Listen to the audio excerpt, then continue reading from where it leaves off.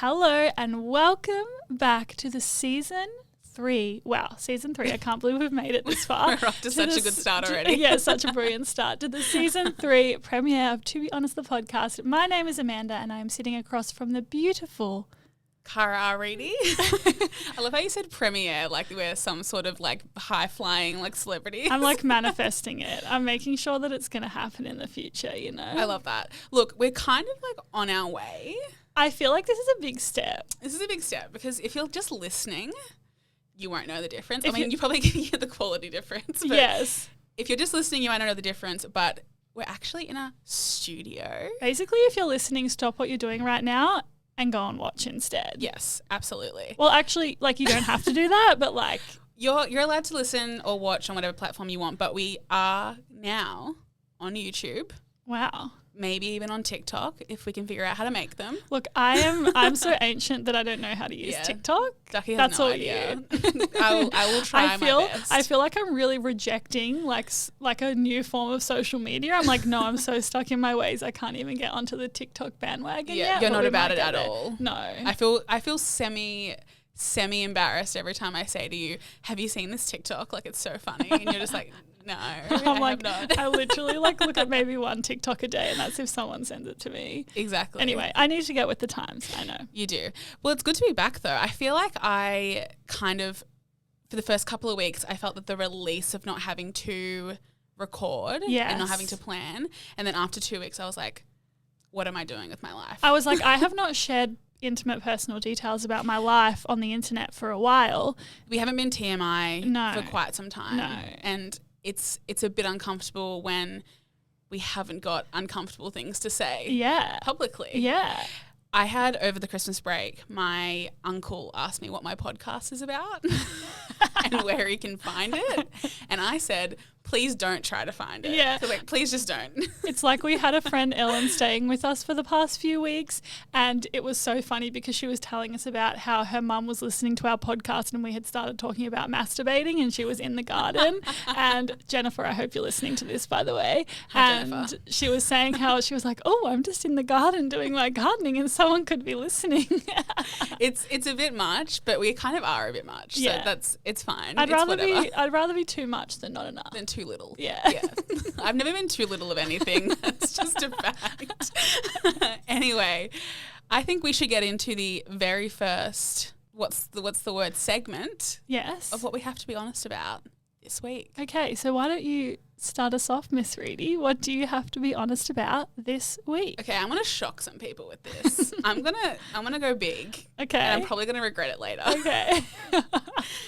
I am kind of looking forward to dating in 2022. Good for you, hun. Good. I can just see in like 6 months' time, I'm going to be like, oh, that was a lie. Yeah, like, whatever. It's like we get to our like 2022 recap and you're like, so I managed to go on one date for the year. Okay, first of all, let's just stop. That's fine if I go on one date for the year. That's so fine. I agree. But I am aiming to go on more than one date for the year. Yeah. So I'm looking a bit more forward to it. Like, as we all know, speaking of TMI, I have #intimacy issues.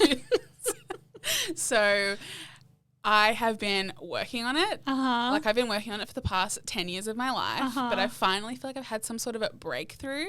Thank you to my therapist. Almost just named her. Not going to do that. No. Yeah, and I'm looking a bit more forward to it. Like I feel less, I don't know, like less like I'm forcing myself to talk to guys online, which is a huge step. Like I feel like that might be to some people. It's like, okay, like sure. But for me, every time I go on a date or every time I try to date, it feels like a chore. Like it feels like I'm taking the kitty litter out, which I sometimes have to do when Ducky goes away. Not a fan of it. But I'm feeling better about it now, and I'm kind of looking forward to seeing like how that kind of goes in the next month or two. So I'm on the dating apps. It's been a bit of an interesting start. Yeah, can we have like an update? Like, are there any hotties? There are some hotties. Love that. There are also some naughties. But it's fine. It is what it is. Yeah, I think at the moment on the Gold Coast, it's a bit difficult because so many people are here for holidays. So it's like I match with them and then it's like, a week later when I end up messaging them and they're like, oh, I'm back in Melbourne. And I'm like, that sucks for you. Yeah, that does suck for you. Anyway, enough about me. What do you have to be honest about? Look, I have to be honest about something, I guess, kind of similar, kind of in the same realm. It has been an interesting start to the new year, and I feel like something really positive that has happened for me in the past few weeks is me really figuring out what I want from a romantic relationship. We do love that.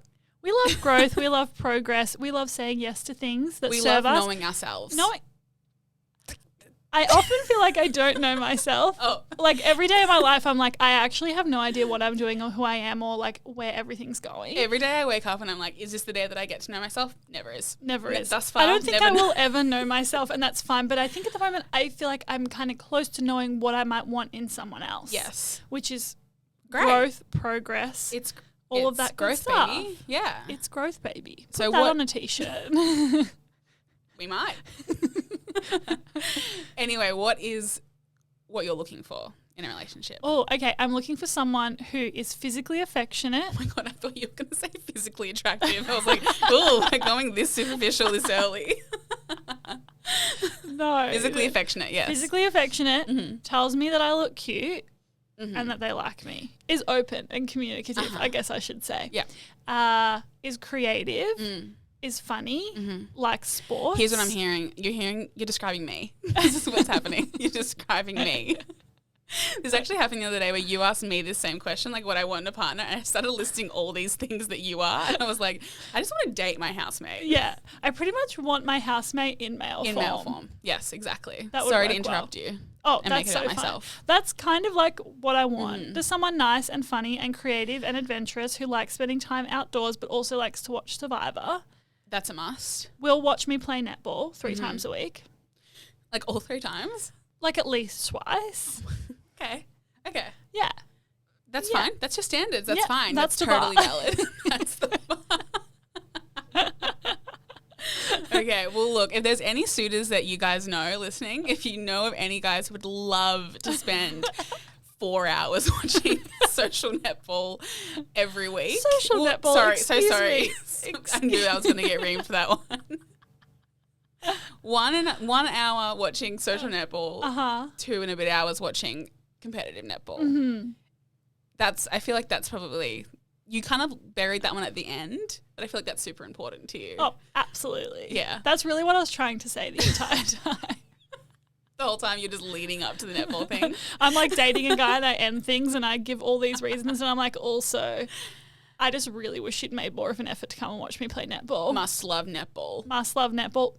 Preferably plays netball. Oh my God. But what if he was better than you though? You could not handle it. No, I couldn't. That would be really, That would really be a deal bad. breaker for you. So must love netball, but must not be better at you than netball. At netball. I'm looking at you contemplating your choices now. I'm like picturing myself editing and watching this back and just being like, Amanda, girl, get a grip. It's like, are my standards valid or are they maybe a bit too much? The bar might be a bit too high. It might be, but that's fine. We'll figure it out along the way. We'll figure it out along the way. Okay, so I feel like something else very important to note is just like our plans with the podcast moving forward. Obviously, we're in a studio, which is fun and fresh And new. and all of that exciting stuff. But also, we need to point out the fact that merch is coming. It's coming. We understand we've been saying this for close to 6 months now, but it is coming. It's actually at our house. It's actually in the corner of our living room in boxes, like shoved to the side. But it is coming. But it's there. We just need to photograph it, make a website, and then like get it online to sell. Yeah, it's been a busy couple of months, guys.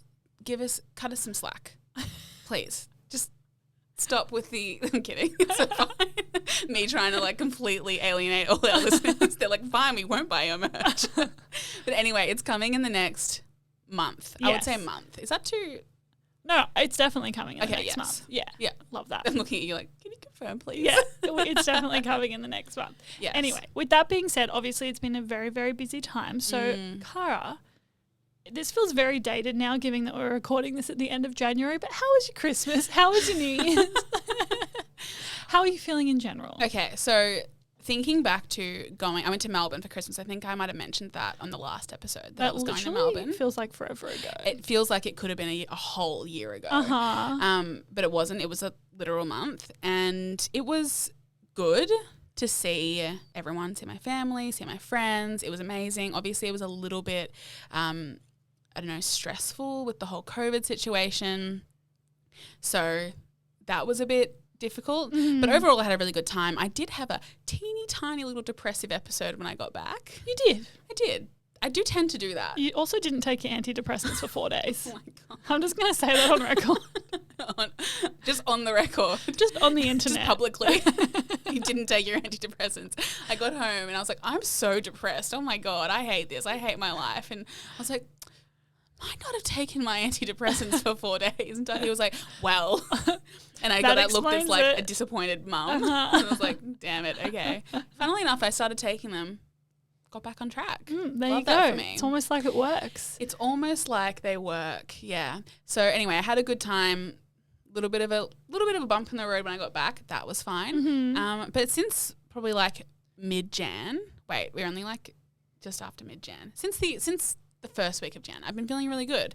I felt, like really happy, like excited. I'm excited for what this year's going to bring. Like we're talking about merch. We've got a lot of big ideas for the podcast and also just like personally and stuff like that. I think I also mentioned that I went part-time at work last year. Like I mentioned that in the podcast last year, that I went part-time beginning this year. So it's been really good to have more free time and I can kind of like relax when I need to relax and take care of my mental health, and then also work on things when I need to work on things for like creative endeavors, I guess. So I'm really enjoying it, and I am really looking forward to how that's going to pan out for the rest of the year, I guess. Yeah. What about you?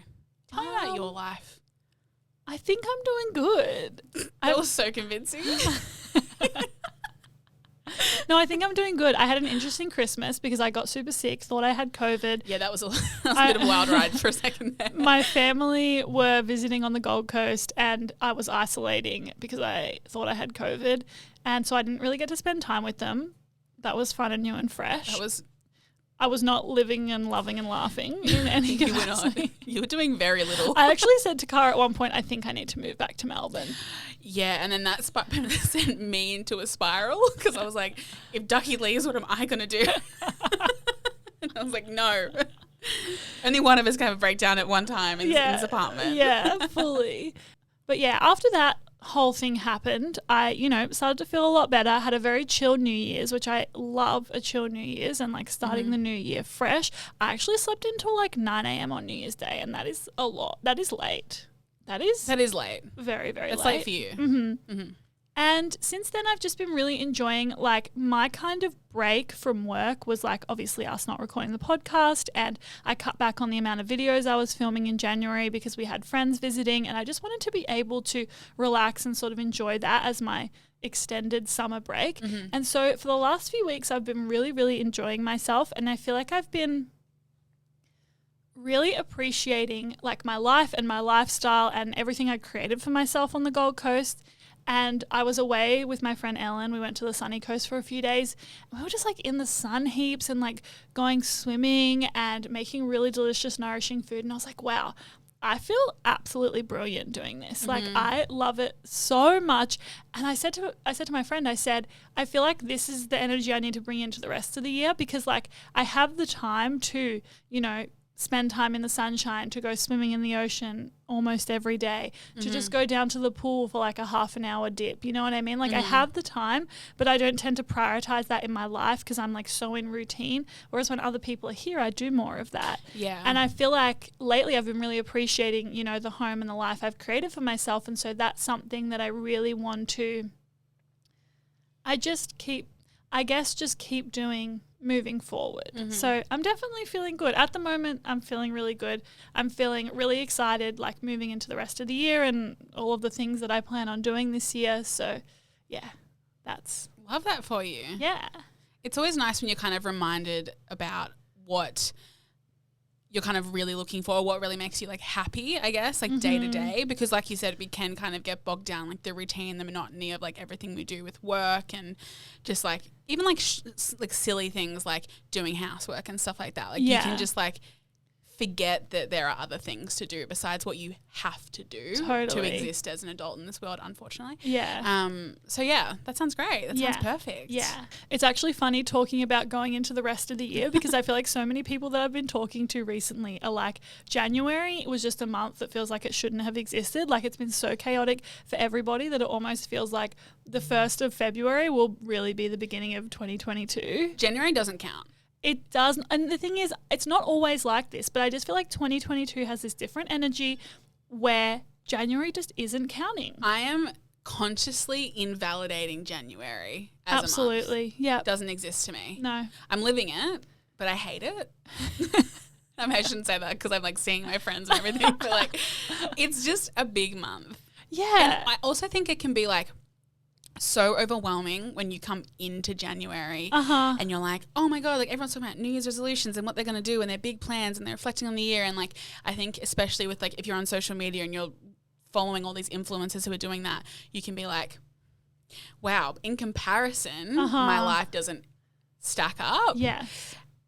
I have seen that this year happen to quite a few people who I know, people who are incredibly impressive people. And I look at them and I'm like, if you don't think that you've done enough, then what have me? I done? It's like continuous cycle. But yeah, I think I completely agree with you. New Year starts Feb. 100%. I look forward to smashing out my New Year's goals as of the 1st of February. Between now and the 1st of February, I will be living, laughing and loving. Completely. And that's it. You heard it here first. The year only actually has 11 months. We're creating our own calendar. Beautiful. Anyway, should we get into some unprofessional opinions for the first time in 2022? Absolutely. Because we have quite a few great ones. Oh, they're saucy. Episode. They're pretty saucy. I did say on the question box to make them spicier maybe than usual because it's the new year almost. It's almost Feb, so it's almost the new year. And we just want to start it off with a bang, you know? So do you want to take it away, hun? Yes, but first of all, if you're new to the podcast. So me to just forget about like explaining things. If you're new to the podcast, first of all, welcome. Second of all, welcome to Unprofessional Opinions. Welcome. Unprofessional Opinions is a segment where we give our opinions on things that we are not professionals about in the hope that it helps you with your life in some way. With an emphasis on we are not professionals. We are not professionals. And in saying that, if you ever are after an unprofessional opinion, you can submit them on our Instagram at tbh.pod. We also have a Facebook group. Oh, we do. Which I think we were meant to mention that earlier. We were. It's the first episode back. We're a bit rusty, guys. We have a Facebook group called To Be Honest, the Community. You can find it if you just search it on the old computer. Perfect. Join the group. We have discussions about each episode. We talk about recommendations for things. You can post any questions you like in there for our listeners. I think it's got like upwards of 500 members now. It's great. It is great. That's so hot. You should join. Ducky's new catchphrase for 2022 is "That's hot," and she's saying it at every chance she can get. Like, I can't tell you how many times a gif of Paris Hilton saying "That's hot" has been sent to me in text form. Like, it's just... I'm just having a full moment with it. Like, "That's hot" is such a great catchphrase. It's pretty good. Yeah. Brilliant. Anyway, let's move on to the first unprofessional opinion question. Do you want to take it away? Absolutely. As I did say earlier, and then I forgot to intro it. Look. It happens to the best of us. It does happen to the best of us. Okay, so our first unprofessional opinion for the year is what are our thoughts on fitness and weight loss goals? Yeah. Broad question. It's a broad question. So obviously on the one hand, I personally find it to be, it can be quite triggering, right? I think that we have kind of gotten to a point where there's a lot of ways that we can see fitness and weight loss like on social media and stuff like that can be quite healthy, but there are also I think there are far more ways that it can be unhealthy and shameful and triggering. So I think that I'm a fitness and weight loss goal skeptic.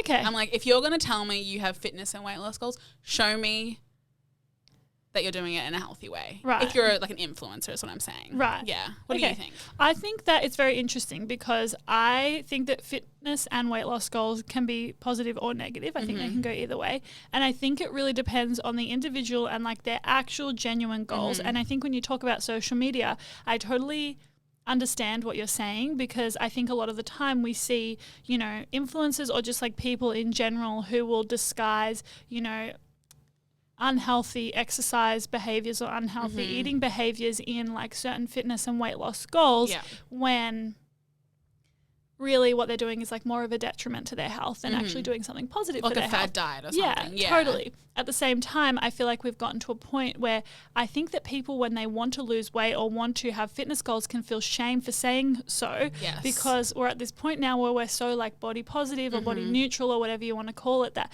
for someone to go, hey, actually I want to lose a bit of weight, or hey, actually I want to get a really strong core, or, you know, all of these things, it can be deemed, and I feel like when we speak about this, we speak from the experiences and viewpoint of women in our 20s.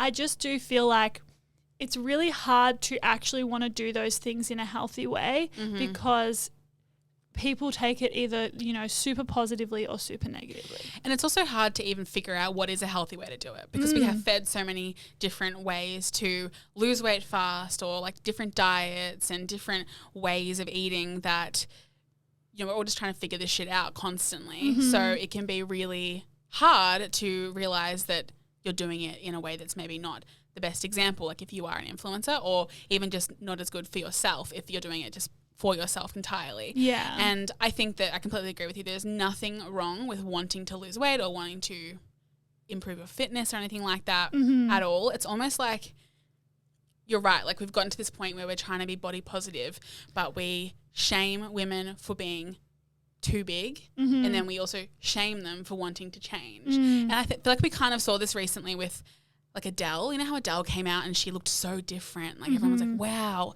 her amazing new look, and it was like, how dare you lose weight? And it's like, she can do whatever the fuck she wants. It's her own body. Like she can do whatever she wants. And I think what it really comes down to is, like if you're doing it in a way that's, if you're sharing it publicly and you're influencing others, this is where I have an issue with it, is if you're sharing it publicly and influencing others, I just think there's a bigger social responsibility behind it. Yeah. But again, we're all just learning, I guess. And I think that if you aren't someone who's an influencer and it's just a personal journey that you're going on, that it's really important to check in with yourself and know like why you're doing it and how you're doing it, because there are a lot of things online and just in like the fitness and health industries in general, which have very restrictive, intense ways for people to lose weight or work on fitness goals. And if I've learned anything over my life since I started exercising, it's that, you know, your body will feel its best when you are nourishing it with like, you know, healthy food that makes you feel good mentally and physically, but as well as that, when you are moving your body in ways that honor your body and that feel good, again, for you mentally and physically. So and I think it's just all about checking in with yourself. Like if you, that is your goal to get fitter or to lose weight, just check in with yourself as you're doing it and make sure that you are enjoying the process. Totally. Because I feel like there's no healthy lifestyle that encompasses hating what you're eating, hating how you're moving your body, hating waking up every day and doing certain things in the effort to be healthier or fitter or whatever. Because at the end of the day, if you're not enjoying emotionally your lifestyle, that's not a healthier lifestyle, because it's about all facets of health, emotional and physical. Yeah, totally. Okay, so our second question is, what are your suggestions on what to do when you realize that your dream career is not what you want anymore? I thought this was a really interesting one, because I kind of have had this experience in the past. Like when I left high school, I really wanted to be a journalist, and then I studied journalism in I must have college then. Where the fuck am I? Why would I never once said that word in my life? I studied journalism in university, and then I kind of left, and I was like, I don't really want to do that anymore. Like I kind of learnt a bit about the industry, and I just wasn't that interested. And I kind of did have this almost like identity crisis as I moved through my 20s, being like, if I'm not going to be a writer, what am I going to be? Yeah. And it's difficult because I think we've mentioned it already in the past when we talked about career. We base so much of our identity on career and what we want to do with our lives, even before we start a career. Yeah.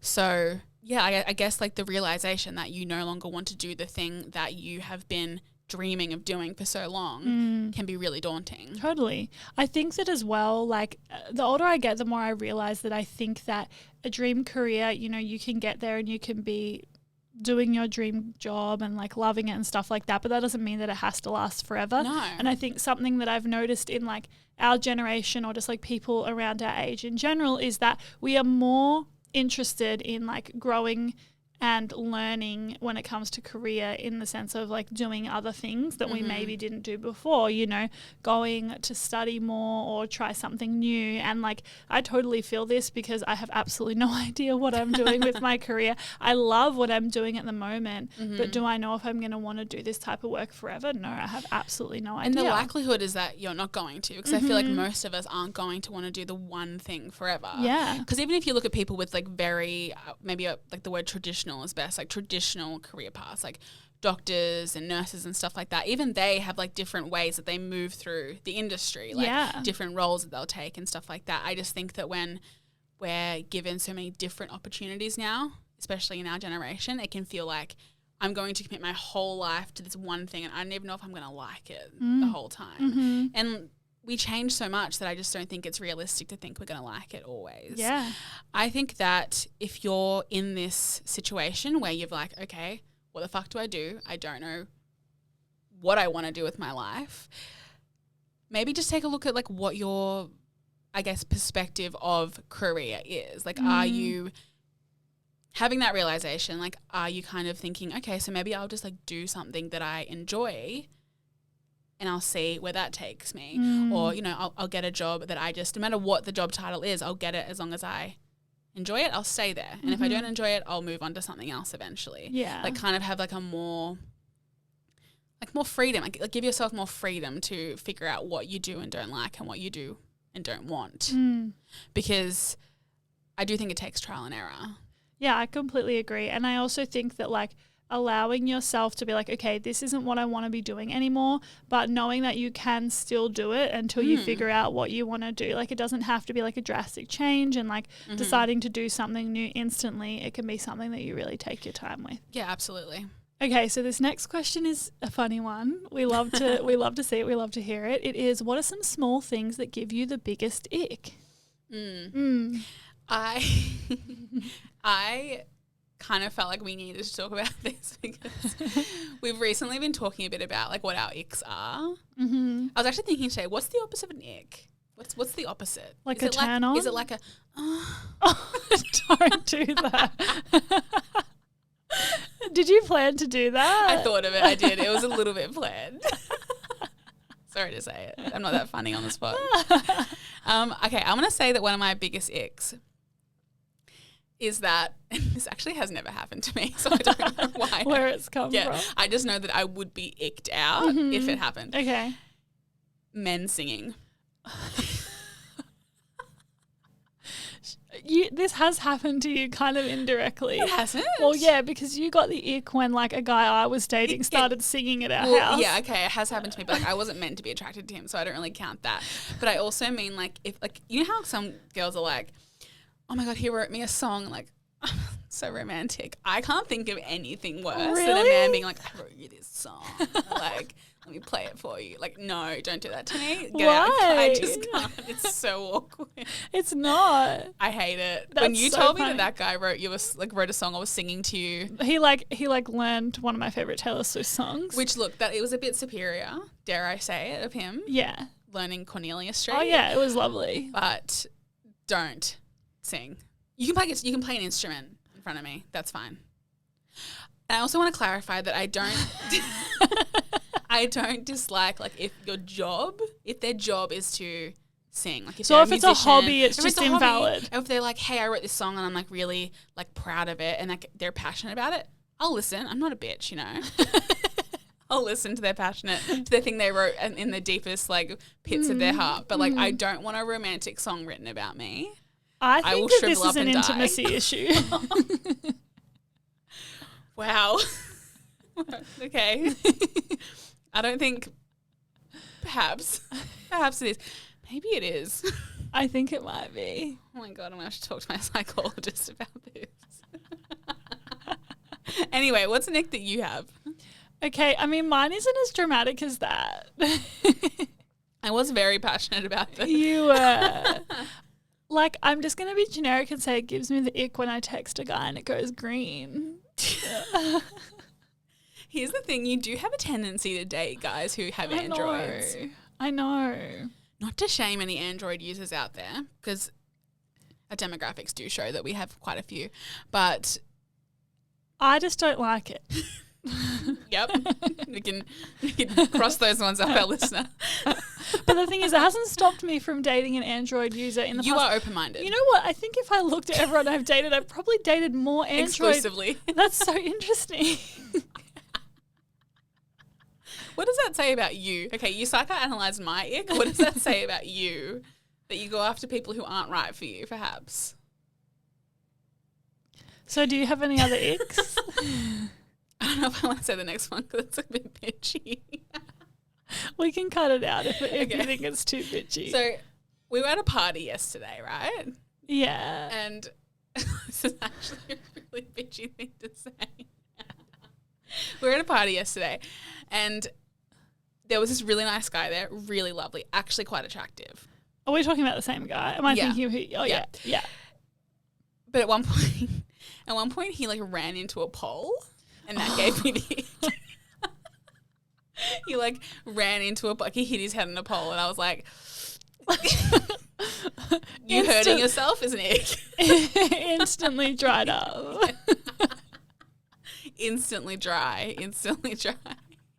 That's a very specific example. I don't think I've ever had an ick to that degree before. Wait, who told us recently that like a man dropped something and couldn't pick it up? Was it Ellen? It was Ellen. Yeah. We went to an acai bowl place and this guy dropped his bank card in because it was flat on the ground and he didn't have any nails. He couldn't pick it up. And she was like, that gives me the ick. It's just a bit like, it feels a bit tragic to watch, doesn't it? Like to watch someone try and pick it up. I think these cocktails have gone to our head. Okay? Tell us your last one. What if we talk about the opposite of icks, which I won't do the sound again? Do you want me to do the sound again? No, thank you. What about when a guy like reverses in the car and puts his arm back? Or when he turns the wheel like this. This is purely for our YouTube listeners. Like this. It's so hot. That's hot. It's so hot. Yeah. Yeah. What's an opposite of the ick for you? Men with big hands are the opposite of an ick for me. Wait, you know I'm just talking about what I'm attracted to at this point. what's the opposite of an ick for me? When a guy's cooking and he's using a frying pan, is frying things up and he like shakes it. That is such a you response. For me, the opposite of an ick is when a guy cooks for me. Just flat out, like, great. You're once again describing me. Yeah. Okay, final calls for icks. You got another one. Oh, I know. A man using a straw. What in the world? Why? I just think straws, like, no one looks good drinking from a straw. And I just think men especially need to not do it. Look, let's move on before I get cancelled for being a massive bitch. Okay, so we're going to the next question now. So this person said, I'm texting this guy and I'm scared he won't like me when we meet in person. Do you have any advice? Yes.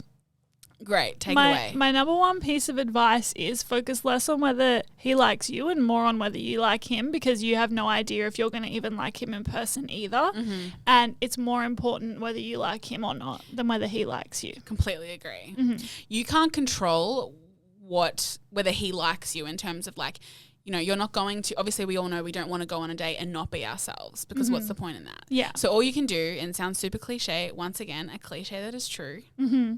Wow, wild. Yeah. All you can do is go on the date, be yourself, do what you want to do, and if it works, it works, and if it doesn't, it doesn't. So it's more important and it's better to think about am I going to like them rather than are they going to like me? Yeah. Although it is very natural to think, are they going to like me? It's It's very, very natural because it's obviously incredibly vulnerable to go on a date and put yourself out there and things like that. But I also think that when you focus on the will they like me, you can get tunnel vision, and it can also like almost become this like dangerous territory of you accept any love that comes from someone who likes you, regardless of whether they're compatible with you, regardless of whether they give you what you need or what you want, or whether you actually like them. Like, you can really, dating is about more than just if someone likes you. Absolutely. So that's just the most important thing to remember. Yeah, absolutely. And as well as that, just know that we're very excited for you to meet this person in person. We hope that you like them. And if you like them, we hope that they like you too. Mm-hmm. I think they will, because you're superior. You're great. And we know you intimately and you're amazing. Just remember how great you are. Yes. Yeah. Perfect. Thank you. That's a nice little pep talk. Thanks, honey. So will moving to a new city fix my problems, or will it just make me feel more lonely? It absolutely will not fix your problems. I understand and relate to this question a lot because often when I'm having a crisis, I think I should just move somewhere new and just... Well, this is why you thought you wanted to move to Melbourne back when you were having a mental breakdown. Well, that was more because I was missing my family, but like I often feel when I feel like stagnant, I'm like, I should just move somewhere new and that'll make everything feel better. And look, it won't. No. It absolutely won't.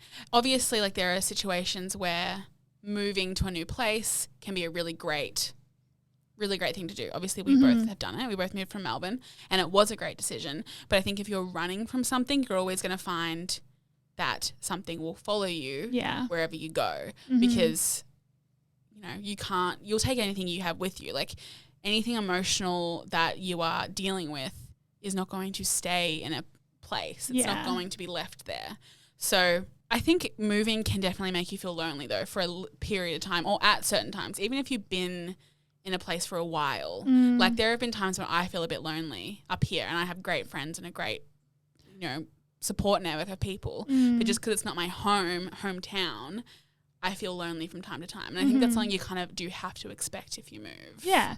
And in saying all of this, like, sometimes moving is the best decision. I just feel like it's important to go, are these issues to do with where I'm living and me not being fulfilled with the things that I have where I'm living? Or are these issues like within me and things that I need to work through? Because regardless of where you go, like, the issues that you have with yourself are always going to, you know, follow you. Yeah. And I think there's something to be said for dealing with what you're dealing with in a new environment, like maybe away from certain people or in a place that better aligns with who you are and the lifestyle you want to live. Like, I think I relate to that. It's like when I left Melbourne, like, I didn't think that all the shit that I was dealing with wasn't going to come with me, but I was like, I want to live this particular lifestyle on the Gold Coast, and I think that this better aligns with who I am, so I'm going to deal with all that while being hopefully happier overall kind of thing. So I think, like, you can kind of have a middle ground almost. Yeah. It's just, don't get caught up in thinking that everything's going to be left behind. Okay, so our next question is, do you have any tips for dealing with overwhelming nerves before a first date? We've both been here. Yeah. I think everyone who's gone on, have you ever met someone who goes on like a first date and doesn't want to die of anxiety? Yeah, I have. Who? And I cannot even. Who? I cannot even fathom. Oh, like a couple of people I've lived with in the past. Okay. They're just not like, human then. Yeah, they were a Leo and a Virgo. Not to be all woohoo. Don't know what that means. I just feel like they were very confident people in who they were. Okay. And like, even though like I would say you and I mean, you're definitely more confident than I like me calling myself confident is like, what am I doing? But I feel like you and I definitely get a lot more nervous and have a lot more anxious tendencies, whereas like people I've known in the past have just been like very confident in who they are and really not fearing whether someone isn't going to like them. Okay, so maybe I'll rephrase. Okay. I think that it's very normal to have nerves. Absolutely. I do think that overwhelming nerves, obviously it's not fun or nice to deal with, but I don't think it's abnormal. I don't think you're like alone in feeling that. I've had overwhelming nerves. I've like literally just wanted to cancel a date before. Yes. And the only thing that stopped me from doing it was that I was literally 20 minutes from leaving and I was like, that would be a shitty thing to do. So It's normal. Mm-hmm. I think that what helps me personally is I like to remind myself that I'm going on a date with someone and I have the complete freedom and permission to do whatever I want on that date. If I go and I sit down and I'm having a drink and they're awful, like not making any conversation, it's super awkward, all that stuff, I have many options. I could talk about the most random topics ever for an hour and then yeet the fuck out of there.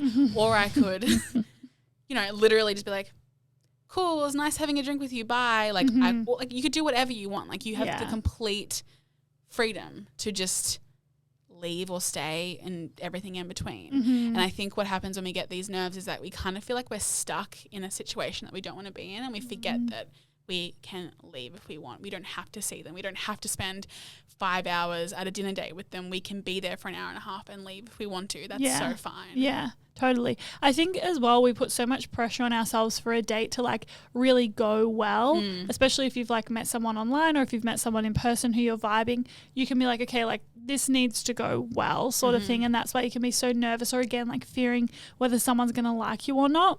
And something I like to remind myself and my friends is like, this is going to be like 1 to 5 hours of your life. Yeah. And that's all that it is. And you have the opportunity to do whatever you want with that time. And like Cara said, if you're not having a good time, you can very simply leave.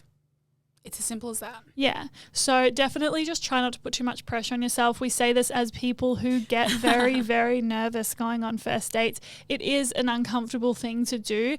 Remind yourself the other person is likely just as uncomfortable and nervous. But if the worst thing that happens is you have a couple of hours of awkward small talk, it's an experience and it will prepare you to be more confident for the next one. Okay, so how do I handle being the least skinny person in my friend group? Look, we all know that I relate to this one. It can fucking suck. It can fucking suck to be the one that's, you know, not able to share clothes and stuff like that with your friends. It can kind of feel like you're just like left out and stuff like that. Obviously no one, like it's not anything that anyone can mean, but it can feel like you're left out. It can feel like you're different. It can feel like you're not good enough. So I understand the anxiety and the upset that's behind it. Have you ever felt like this? No, not really. Okay. Yeah. So for me, the way that I personally recently have, like as in like the past couple of years that I have been dealing with it, is I've been expressing it to my friends. Like when I feel maybe a bit insecure, when I feel like a bit down about things, when I'm comparing myself, like in particular if I go shopping with my friends, I start to feel a bit down or something like that because it's just, you know, harder for me to shop in terms of inclusivity and sizes and stuff like that. I will say to my friends, like I'll say like I'm feeling down because everyone's having a great time getting like, you know, amazing things to wear to this event and I just don't feel like I am. Oh, this is reminding me that like I don't get to enjoy fashion and stuff as much as you guys do. And like I have been saying it out loud when like previously I felt really ashamed of it and I wanted to act like it doesn't faze me at all. Like I just don't care. I just don't want anything. I don't care that I don't get to shop, like that kind of thing. So it's an example of it. Like I find that, as always, communicating, wow, the first communicator of 2022. Love communicating is great because even though it feels like, obviously like saying that out loud to your friends, saying how you feel is not going to change the reality of the situation. Like you are still going to be the biggest friend in the group, like in terms of size, but it allows them to have more of a understanding of like how you're feeling and like maybe what they're doing that could be more sensitive or like how they can support you better. Because a lot of people don't think about this stuff because it's not something that we're ever taught. Like we're never taught about other perspectives when it comes to body shapes and sizes and stuff like that. It's really like a sensitivity issue that you kind of have to learn. And yeah, I just think that if you have good friends and this is a way that you're feeling quite often, communicating would be the best way to kind of start the conversation of like how you can feel better about yourself. Yeah. What do you think? I completely agree with you. I have found it to be very, like, I've found personally being friends with you to be very educational about this, because I feel like I had a lack of awareness about how, especially with like the going shopping thing, like I think that I totally lacked the sensitivity of the fact that it's not fucking fun for a plus size person to go shopping because there's literally nothing that they can wear, or at least nothing trendy in like the trendy kind of stores, right? And so that's something that I've learned, for example, through your communication and your vulnerability. And I feel like that you shouldn't have to be vulnerable in order for people to be aware of how these things make you feel. I think it's a societal issue, and I mean, we've talked about this many a times, but I do think it is a societal issue. But if you are finding that it's an issue in your friend group, or how you're feeling in your friend group, and maybe you're not feeling supported, because, you know, it is something that, you know, people like to go shopping with their friends. People like to discuss fashion with their friends and get dressed up to go out for dinners and stuff like that. And as well as that, there's a level of societal judgment towards plus size people that perhaps you aren't able to understand, and therefore it's important for you to understand your friend who may experience those issues. Absolutely, yeah. And so I really think that if you're listening to this and you are the friend who is the biggest in your group, and it's something that you feel like isn't a topic of discussion, I really encourage you to bring it up. But as well as that, if you are listening to this and you have a friend who you feel perhaps would feel insecure about this, or has shown signs of perhaps having, you know, insecurities surrounding this, perhaps when you go shopping isn't trying on as many things, make a point to ask them how they feel in these situations, so they have the opportunity to talk to you about it. Yeah, completely. I think that one of the best kind of like resolutions almost, I guess, that's come out of this for me when talking about it with you and other friends was, I was saying it to you and our friend Bray about how we all went shopping. I think it actually might have been for your birthday, like to get something cute to wear for your birthday. Yeah, and we were all shopping like that, for something like nice to wear.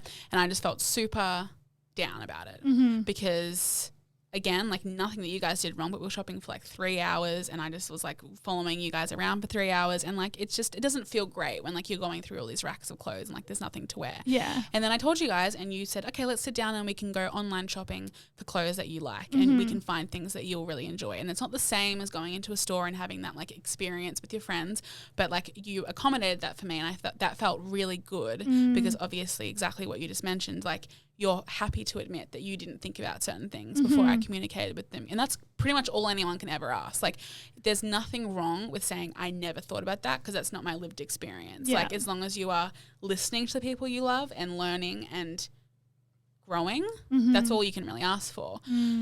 Obviously this all goes after saying that there is nothing wrong with you if you're the biggest friend. No. There's nothing wrong with you if you were the biggest person in any room ever. Something wrong with you don't fit into clothes in certain shops or anything like that. Like, as we all know, we think that everybody is absolutely fine and beautiful.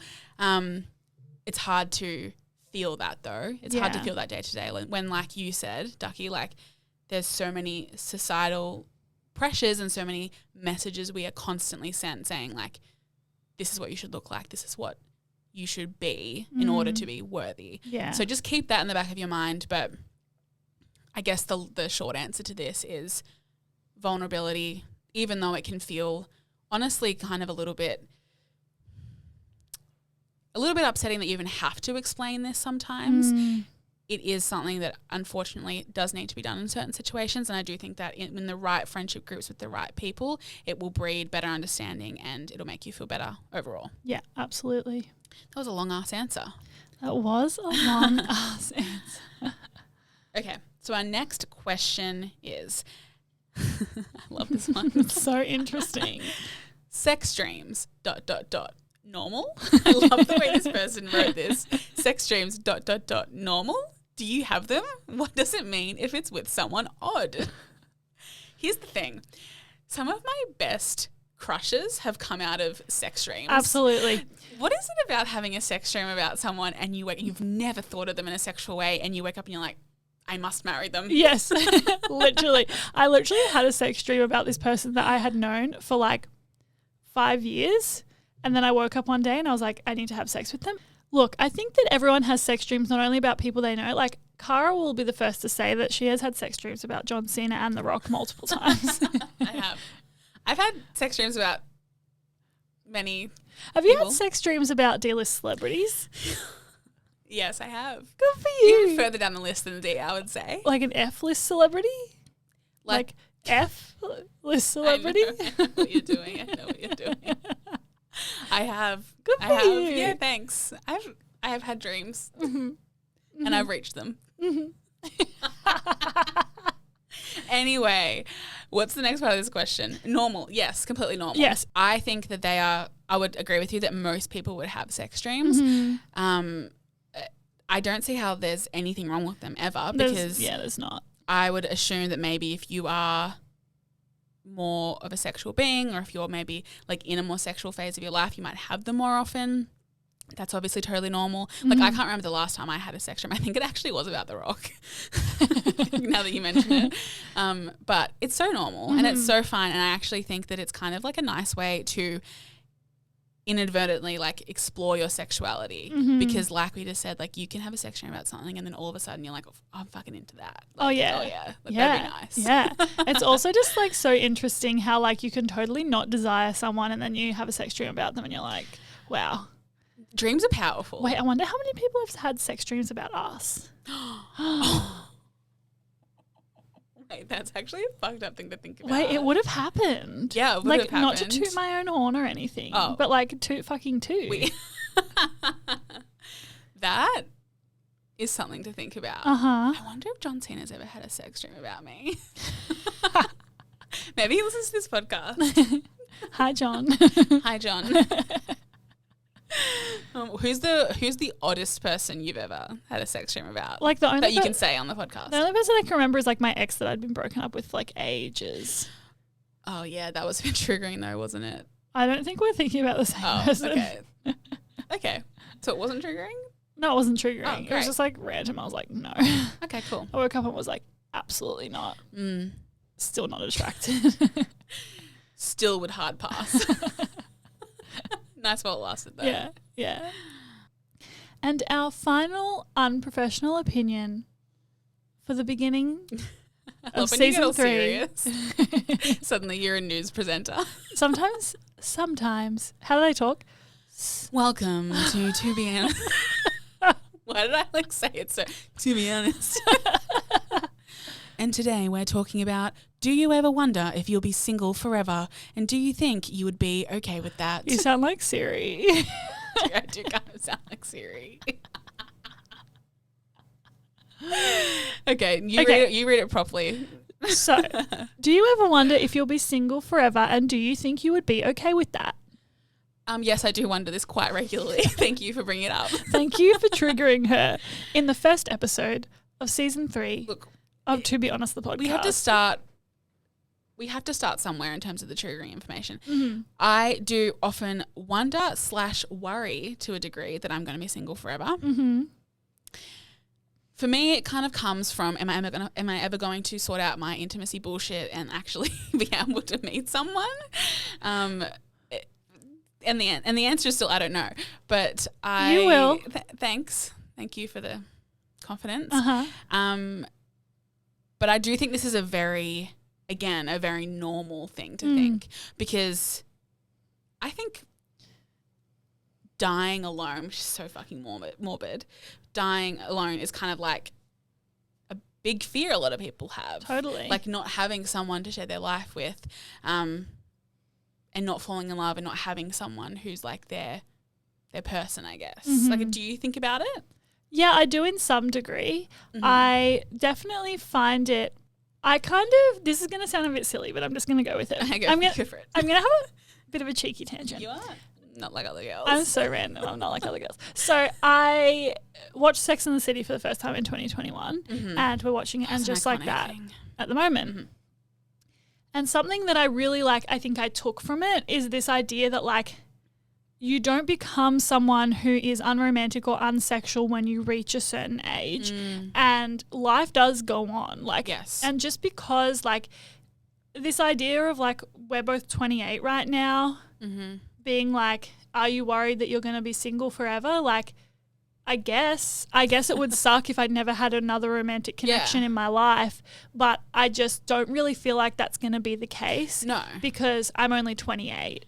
And I don't think that, like, the fact that, you know, if I don't get married and I don't meet someone who I want to be in a committed relationship with, that doesn't mean that I won't, you know, continue to date and things like that. Mm-hmm. So I don't know. I guess, like, it is a fear. Like, at the end of the day, if you said you'll never date anyone again, you won't have a romantic or sexual connection ever again, I'll be like, fuck, that sucks. Like, because that does add value to my life. Yes. But it doesn't feel like a realistic possibility. Yeah. Yeah. I guess, do you think for you it's because you've been in quite a few romantic relationships in the past or had a few connections? Because what I'm thinking is that it doesn't seem like it's as present of a worry or a thought for you as it is for me. And, like, that's not to say that I'm thinking about it every day and worrying about it every day, but it is something that I think about kind of, like, semi-regularly. Right. And I'm wondering if it's because you have had, like, that lived experience of being in the relationships, whereas I am like a noob when it comes to anything like that. I think that would have some level of impact on it, is the fact that I have dated a bit. Yes. And so I feel quite comfortable with dating and connecting with new people. So it doesn't feel like it's going to be, like, difficult. Has it been difficult to find the one? Yes. Is it going to be difficult to just, like, go on dates here and there? No. Yeah, exactly. And I also think what you said about the fact that we are quite young and watching something like Sex and the City has been interesting, because it's like life doesn't stop, like you said, as you get older. In fact, it gets better and it is more enriching and it's more enjoyable, if anything. And I think this is a tangent, but something that I've kind of I've tried to remind myself is that I am 28, turning 29. Like, it's my last year of being in my 20s, which is simultaneously makes me feel a little bit horrified, but also excited, because I'm watching things like Sex and the City, where it's like these fabulous fucking people. I know they're fictional. No one has to tell me. It's fine. But, like, there are plenty of people who have very rich dating lives, even if they don't meet the one. Yeah. Not that I even believe in, like, the one until they're older. There are people who, as we all know, get married and then get divorced and then are single and dating in their 60s. Like, there are so many different ways that dating can pan out in our lives. And I just think that even though, like I mentioned, like, I do worry about it a little bit, it's very important to remember that it's not the be all and end all. And as long as you're, like, living and enjoying your life and your friendships and, I guess, trying to connect with people, if that's what you're looking for, that's all you can really do. And if that comes into your life, that comes into your life, because there's only so much you can really control when it comes to dating. Totally. Yeah. Yeah. And I think that's a beautiful way to end the episode. Good for you, hun. You go for that cue. I really thought that you were going to do it, but you didn't, so I took the opportunity. I was thinking about it. I was going for a mild dramatic pause, and then you just cut my grass a bit, but that's cool. Okay. That's Love the so passive aggression. So thank you for listening to today's episode. We really hope you enjoyed. It's been really fun getting back to it. If you enjoyed today's episode, we'd love if you could leave us a 5-star cheeky review. Oh, we've graduated to demanding 5 stars now. We will settle for nothing less. We will settle for 5 stars or no review at all. Thank you very much. If you aren't already following us on Instagram, you can find my beautiful co-host, Miss Reedy, on Instagram at Cara R. Reedy. You can find me on Instagram at Amanda Ducks, and you can follow us on Instagram at tbh.pod. Instagram is where we'll be posting the question box every week for Unprofessional Opinions, so make sure you follow us there. There will also be merch announcements coming in the next month, like we promised. It's hot. A guarantee. Is Paris Hilton, does she, like, legally own the rights to that phrase? Like, I really hope not. I'm like, well, we get sued by Paris Hilton if we do that. Anyway, guys, thank you so much for listening or watching if you're watching us on YouTube. Yes, hello. Let us know what you think about us in the studio in this wonderful space. And we'll be in your ears next week. Have a beautiful week. We will talk to you next Friday. Goodbye. Goodbye.